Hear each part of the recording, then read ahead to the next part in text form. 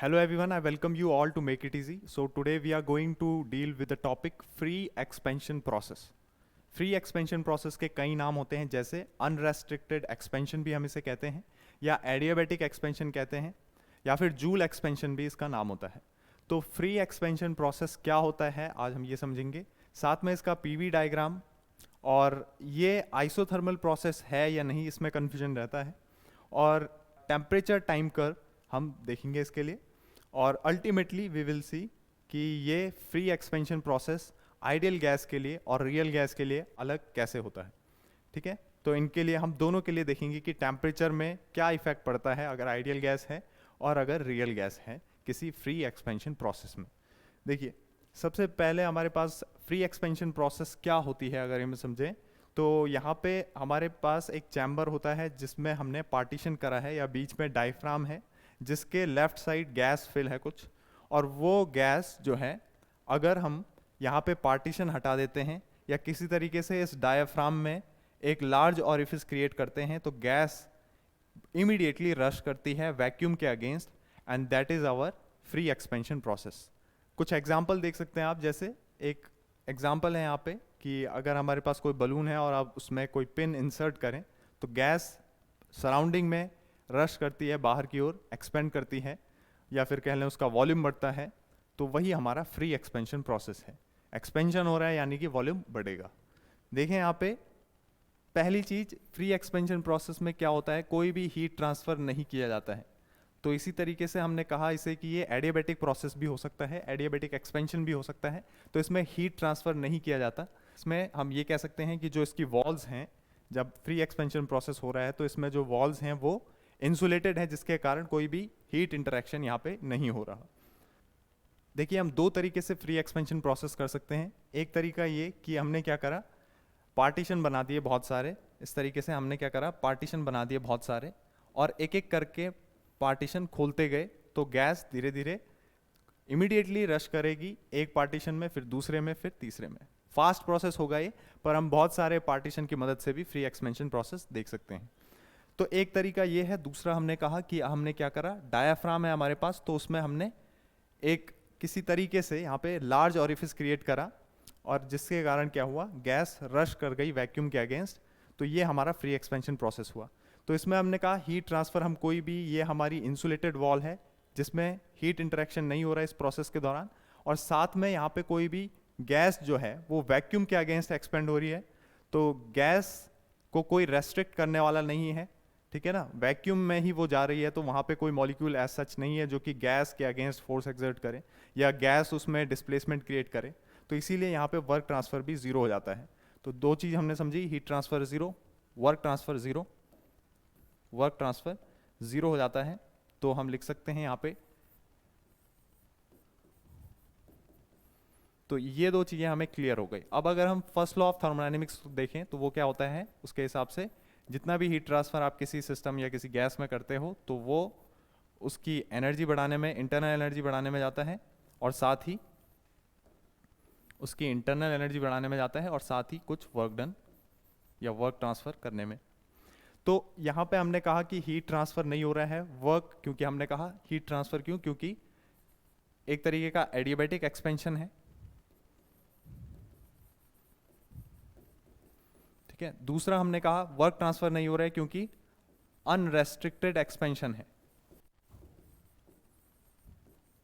अब देखिए, एक और चीज यहां पे आती है, वर्क ट्रांसफर तो जीरो है, पर अगर हम किसी रिवर्सिबल प्रोसेस के लिए देखें तो वहां पे वर्क ट्रांसफर क्या होता है, वहां पे वर्क ट्रांसफर होता है पीडीवी, है ना, वहां पे वर्क ट्रांसफर इक्वल होता है पीडीवी के। पर फ्री एक्सपेंशन प्रोसेस क्या है, एक हाईली इरिवर्सिबल प्रोसेस है क्योंकि इसमें फ्रिक्शन होता है, तो इसमें वर्क ट्रांसफर पीडीवी के इक्वल नहीं होगा। और आप देख भी सकते हैं कि क्या हो रहा है यहाँ पे, वॉल्यूम पहले अगर इतना था, वॉल्यूम पहले V1 था यहाँ पे, तो बाद में कितना हो गया, वॉल्यूम V2 हो गया। पहले V1 होगा फिर V2 हो गया, तो कुछ बढ़ गया, है ना, फाइनली। तो V2 बढ़ गया अगर, तो हम देखें तो dV क्या होता है, V2 माइनस V1, तो V2 माइनस V1 कुछ इंक्रीज हो गया, यानी कि PdV जो है वो जीरो नहीं हो सकता, प्रेशर तो जीरो है नहीं, तो PdV अगर जीरो के इक्वल नहीं हो सकता है, पर यहाँ पे हमने देखा कि वर्क ट्रांसफर जो है वो जीरो के इक्वल है, क्योंकि गैस कोई भी डिस्प्लेसमेंट नहीं कर रही है, गैस के अगेंस्ट कोई रेस्ट्रिक्शन नहीं है, तो यहाँ पे हमने कहा कि वर्क ट्रांसफर क्या हो गया, जीरो है, पर पीडीवी जीरो नहीं है, इसलिए dw या work transfer is not equal to PDV, क्योंकि पीडीवी जो है उसमें dv का वैल्यू जीरो नहीं होगा। v1 से v2 वॉल्यूम बढ़ रहा है, क्योंकि ये फ्री एक्सपेंशन प्रोसेस है तो इसमें वॉल्यूम बढ़ रहा है, इसलिए ये क्या है, एक हाईली इरिवर्सिबल, ये हमने मैथमेटिकली भी देखा, ये क्या है, highly irreversible non flow process है। नॉन फ्लो मतलब यहां पे मास कोई बाहर से हम ट्रांसफर नहीं कर रहे हैं, ना ही सिस्टम का मास बाहर ट्रांसफर हो रहा है। Highly irreversible non flow process है फ्री एक्सपेंशन प्रोसेस। तो ये 3 पॉइंट क्लियर हुए, ये 2 पॉइंट क्लियर हुए होंगे। अब हम देखें अगर यहां पे, तो हमने कहा हीट ट्रांसफर क्या है, जीरो है, और वर्क ट्रांसफर भी जीरो है। तो आपके पास आ गया du इज इक्वल टू, मतलब कि चेंज इन इंटरनल एनर्जी भी जीरो होगा, यानी कि u final minus u initial is equal to zero, मतलब u initial is equal to u final. अब हमें पता है कि du होता है mcv dt के इक्वल, du होता है mcv dt के इक्वल, तो du is equal to zero है, तो mcv dt is equal to zero, यानी कि dt is equal to zero, मतलब कि चेंज इन टेम्परेचर जीरो है, मतलब इनिशियल टेम्परेचर फाइनल टेम्परेचर के इक्वल होगा, इनिशियल टेम्परेचर फाइनल टेम्परेचर के इक्वल होगा। तो ये 4 पॉइंट्स आए। लास्ट में आप ये भी देख सकते हैं कि जो एंथैल्पी होती है वो क्या होता है, इंटरनल एनर्जी और पीवी का सम होता है। तो इंटरनल एनर्जी तो फंक्शन है ही टेम्परेचर का, तो पीवी को आप एमआरटी लिखें, तो एमआरटी मतलब इसमें ये कांस्टेंट है वो हो गया, तो ये भी टेम्परेचर का फंक्शन है, इसलिए एंथैल्पी भी जो है वो चेंज नहीं करेगी, मतलब इनिशियली जो एंथैल्पी रहेगी वो फाइनल रहेगी। अब यहाँ पे एक कंफ्यूजन होता है कि इनिशियल टेम्परेचर अगर फाइनल टेम्परेचर के इक्वल है, तो हम यहाँ पे अगर एक कर्व ड्रॉ करें टेम्परेचर और टाइम के लिए, टेम्परेचर और टाइम के लिए फ्री एक्सपेंशन प्रोसेस में, तो हम ये सोच सकते हैं कि जो इनिशियल टेम्परेचर है वो फाइनल टेम्परेचर के इक्वल है, तो क्या ये एक आइसोथर्मल प्रोसेस होगी इस तरीके से।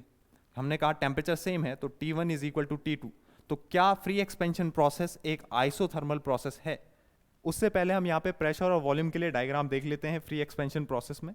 देखिए इसमें क्या हो रहा है कि हमने कहा पहले कुछ प्रेशर होगा, और वो प्रेशर क्योंकि मॉलिक्यूल सेम है तो धीरे धीरे वॉल्यूम बढ़ रहा है, तो अब मॉलिक्यूल्स उतने ही हैं पर सरफेस बढ़ गया है कंटेनर के अंदर का जो वॉल है उसका, तो उसके कारण अब प्रेशर डिक्रीज करेगा।